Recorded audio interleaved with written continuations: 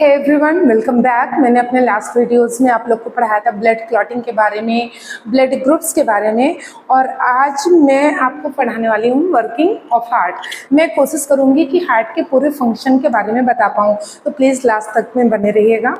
तो ये जो हार्ट होता है हमारा मीन्स वर्टिब्रेट का, ये बना होता है स्पेशलाइज्ड मसल फाइबर का।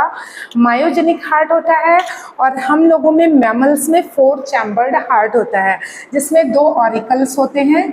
ये है राइट ऑरिकल, ये लेफ्ट ऑरिकल, और ये राइट वेंट्रिकल और ये लेफ्ट वेंट्रिकल। तो ये 4 चैम्बर्ड हार्ट होता है। ये कवर्ड होता है एक स्पेशलाइज्ड मेम्ब्रेन से। तो ये डुअल मेम्ब्रेन होती हैं, ऊपर वाली को पैरिएटल पेरिकार्डियम बोलते हैं, और जो बिल्कुल हार्ट से सटी हुई मेम्ब्रेन होती है उसको विसरल पेरिकार्डियम बोलते हैं।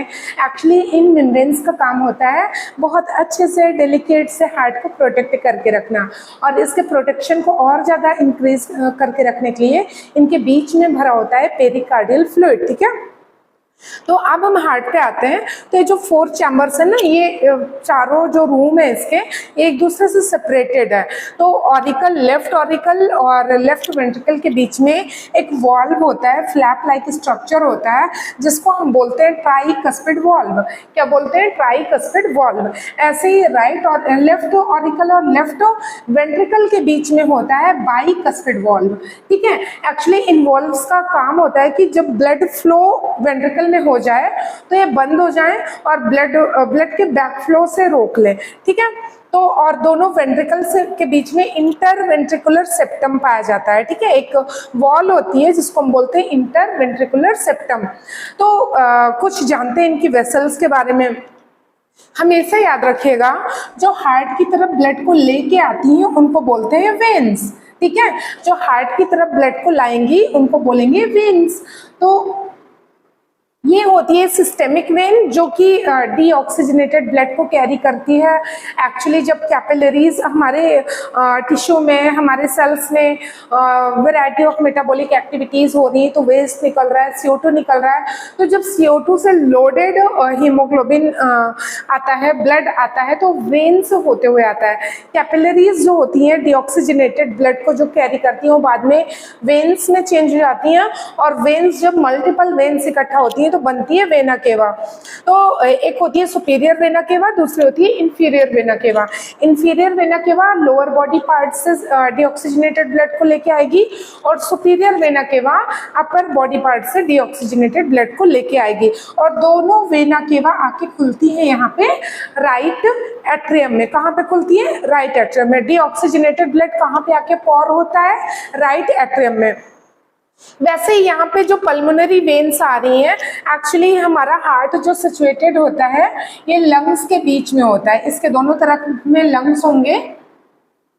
ठीक है, तो जब भी हार्ट से ब्लड जाता है, इधर आया ऑरिकल में आया, फिर वेंट्रिकल में आया, बाद में जाएगा पल्मोनरी आर्टरी में। मैंने आपसे बोला था आर्टरीज हमेशा ब्लड को हार्ट से दूर ले जाती हैं। ठीक है, और वेन्स हमेशा ब्लड को हार्ट के पास में लेके आती हैं।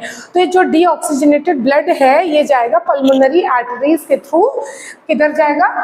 Right, left and right lungs की तरफ। तो वहां पे ऑक्सीजनेशन का काम पूरा होगा, और ऑक्सीजनेटेड ब्लड वापस आता है पल्मोनरी वेन्स के थ्रू लेफ्ट ऑरिकल में। ठीक है, तो ये जो पल्मोनरी वेन्स होती हैं दोनों आके, दोनों तरफ की, ये आके खुलती हैं लेफ्ट ऑरिकल में। तो अब ये ब्लड हो जाता है ऑक्सीजनेटेड, और ऑक्सीजनेटेड ब्लड लेफ्ट ऑरिकल से आता है लेफ्ट वेंट्रिकल में, और लेफ्ट वेंट्रिकल से जाता है सिस्टेमिक एओर्टा में, जहाँ के बाद वो एओर्टा के बाद माइन्यूट वेसल्स बनती हैं, मतलब थिन वेसल्स, जिनको आर्टरीज बोलते हैं। और ये आर्टरीज ऑर्गन्स में जाने के बाद में चेंज हो जाती हैं आर्टेरियोल में।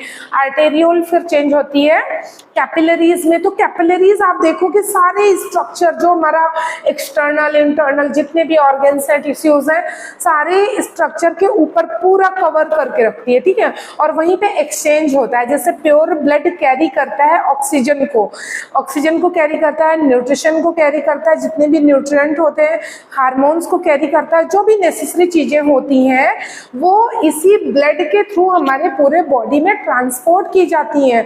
That's why blood is known as fluid connective tissue, क्योंकि हमारे पूरे बॉडी को कनेक्ट करके रख रहा है और ये नेचर से फ्लूइड होता है, तो यही हमारे बॉडी का ट्रांसपोर्ट सिस्टम है। ठीक है, तो इतनी बात समझ गए। हमारी बॉडी के जो ट्रांसपोर्ट सिस्टम है इसको बोलते हैं सर्कुलेटरी सिस्टम, क्योंकि ये हार्ट से शुरू होता है और हार्ट पे आके खत्म हो जाता है। जैसे सिस्टेमिक एओर्टा प्योर ब्लड को ले जा रही है हार्ट से और फिर आर्टरीज में जाएगा, आर्टेरियोल में जाएगा, कैपिलरीज में जाएगा, फिर वही कैपिलरीज इम्प्योर ब्लड को कलेक्ट करेंगी और वेन्स और फिर वेना केवा के थ्रू यहाँ पे लाके पॉर कर देंगे। तो ये हार्ट से शुरू होता है, हार्ट पे खत्म हो जाता है, तो एक सर्कल में घूमता रहता है, ट्रांसपोर्ट होता रहता है, तो इसको बोलते हैं blood circulatory system. In fact blood circulatory system दो होता है, systemic circulation and pulmonary circulation.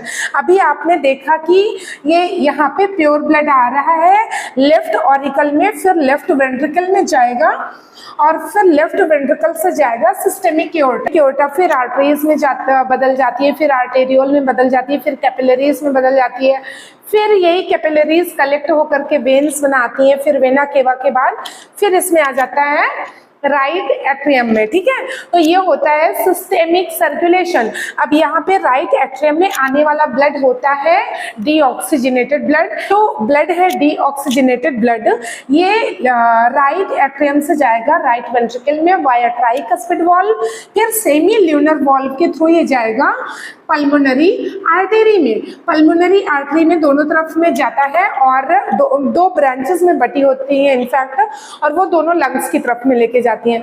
Lungs में हो रहा होता है एक्सटर्नल रेस्पिरेशन, जिसमें इनहेलेशन और एक्सहेलेशन होता है। इनहेलेशन में हम ऑक्सीजन को इनहेल करते हैं, ऑक्सीजन जाके एल्वेलाई में स्टोर हो जाता है, उन एल्वेलाई के को सराउंड करती हैं कैपिलरीज।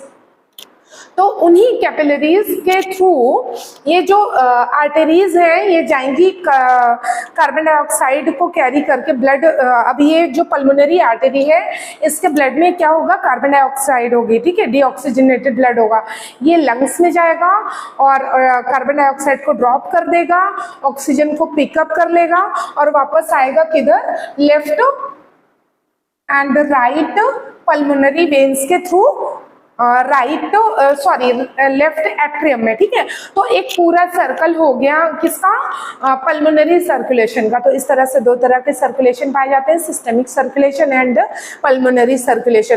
तो अभी तक आप लोगों ने ये जान लिया कि हमारा हार्ट किससे प्रोटेक्टेड होता है, हार्ट में कितने चैम्बर्स होते हैं, इनका सेपरेशन कैसे होता है, और हमारी ब्लड वेसल्स के बारे में, आर्टरीज और वेन्स जो सिस्टेमिक हैं, पल्मोनरी हैं, इनके अलावा coronary arteries, coronary capillaries, coronary veins भी होती हैं, क्योंकि ये जो हमारा हार्ट है इसको भी तो ऑक्सीजन चाहिए, ये भी तो मेटाबॉलिक एक्टिविटी कर रहा है, इसमें भी तो वेस्ट जनरेट हो रहे हैं। तो इसके जो ब्लड वेसल्स होते हैं उनमें हम कोरोनरी जोड़ देते हैं, कोरोनरी ब्लड वेसल्स। ठीक है।